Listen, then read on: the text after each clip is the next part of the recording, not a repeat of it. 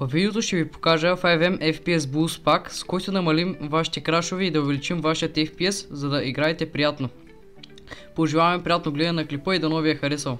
След като сте го изтеглили, отваряте зипа, отваряте това и това си го дърпате разархивирано тук. Няма значение къде ще го дръпнете. Затваряте го и отваряте местоположението на 5M. Цъкате тук, отваряте място на файла, отваряте тук. Така, 5M Application Data. Тук направо директно трите кашето, това го трите всичкото.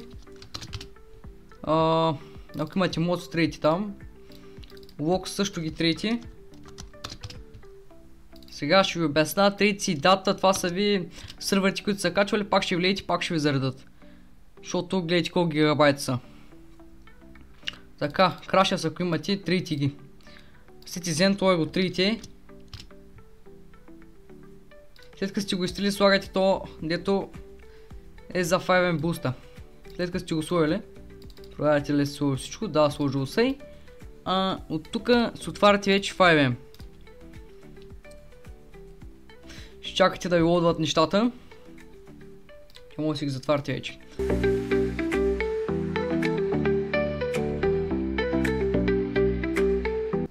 Ето гайз, вече сме в играта и както виждате сме с новите графики, които намалят EMS-а и дигат FPS-а.